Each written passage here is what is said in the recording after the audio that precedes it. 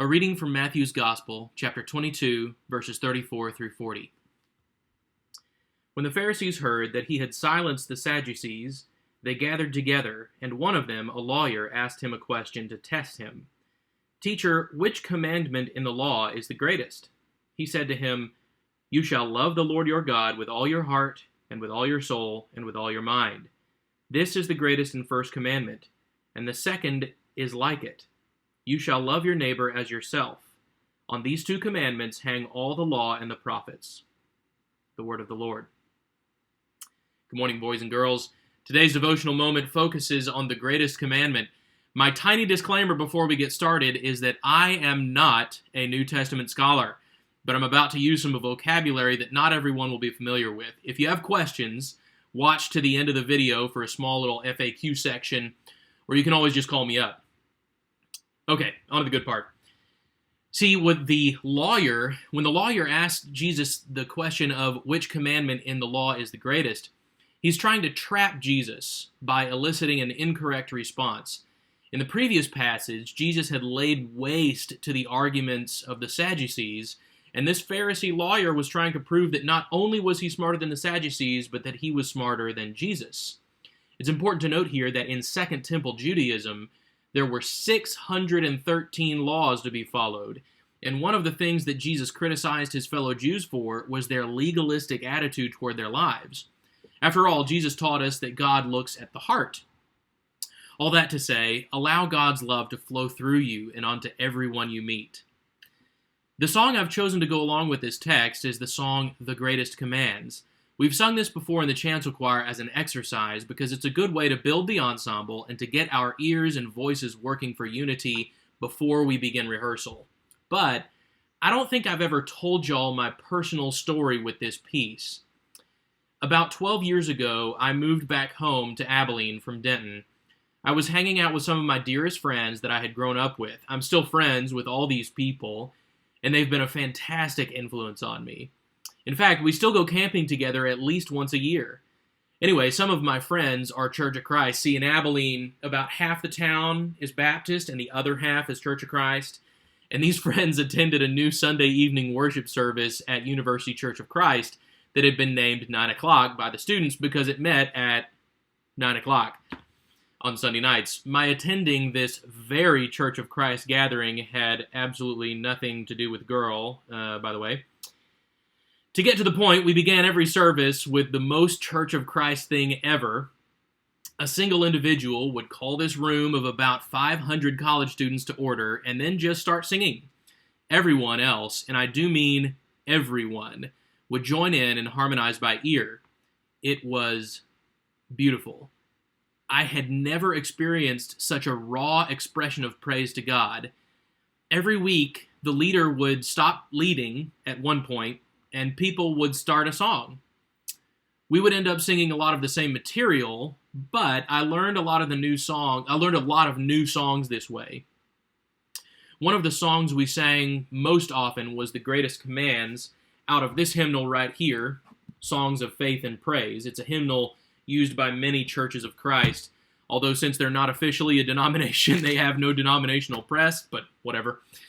I was struck by the simplicity and flexibility of the piece. On the one hand, it was easy to learn and sing. On the other hand, the theology is so rich, and it uses verbatim scripture as its text. Love one another, for love is of God. He who loves is born of God and knows God. He who does not love does not know God, for God is love. God is love. Love one another, for love is of God. He who loves is born of God and knows God. He who does not love does not know God, for God is love.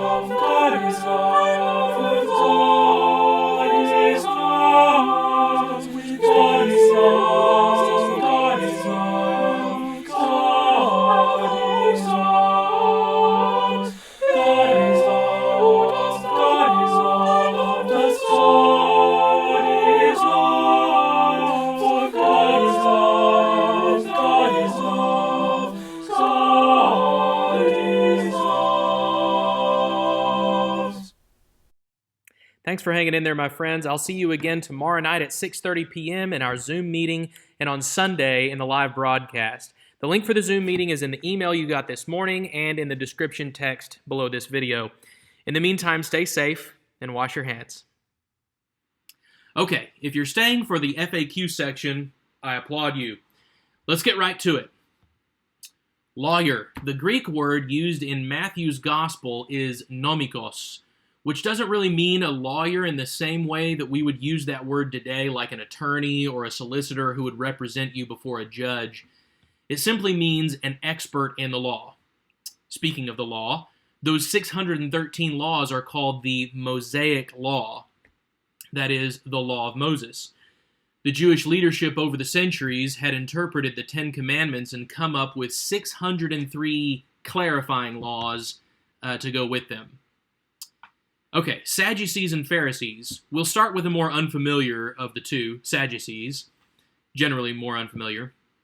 The Sadducees were much more political than the Pharisees. The Sadducees sat on the Sanhedrin, the Jewish council of 70 that Jesus was tried by the same day he was crucified, which was one of, I think, six trials the day he was crucified. They had their own domestic police force, and many of them were priests. The Sadducees, not necessarily the police force. Theologically speaking, they were distinct from the Pharisees in several ways, but the short version is that they did not believe in the resurrection of the dead, while the Pharisees did. The Sadducees believed in the traditional Jewish interpretation of Sheol. If you want to know more about Sheol, contact your friendly neighborhood Howard Martin or Jane Woodward. Moving on to the Pharisees. Pharisee is a word we hear pretty often in the New Testament. The Pharisees were a school of Judaism. It was a set of beliefs and practices. These people made up the majority of Jews in the first century. These were most of the people that Jesus criticized for being so legalistic, which is why it makes sense for an expert in the law to try and trap Jesus in his rhetoric. After the Second Temple was destroyed in AD 70, so after the Second Temple was destroyed, Pharisaic Judaism became the basis for Rabbinic Judaism, which is the Judaism that we know today. Speaking of the Second Temple, historians use this term Second Temple Judaism to refer to the time between the construction and between the consecration and destruction of the Second Temple. The First Temple is the one that Solomon built during his reign over the United Kingdom of Israel and Judah in the 10th century BC. It was destroyed by the Babylonians in 587 BC when Jerusalem was sacked. That date, 587, is burned into my memory because it was the answer to so many test questions when I was an undergrad at Hardin-Simmons. Anyway, after the temple was destroyed, the Israelites went into exile for at least 3 generations. I'm not 100% on 3 generations, but I think it was 3. Ultimately, Babylon was conquered by the Persian Emperor Cyrus the Great. Cyrus told the Israelites to go home and rebuild your temple. That temple, the one that was rebuilt on the site of the altar of Solomon's temple, the first temple, is the Second Temple. The Second Temple is the one that was around during Jesus' time.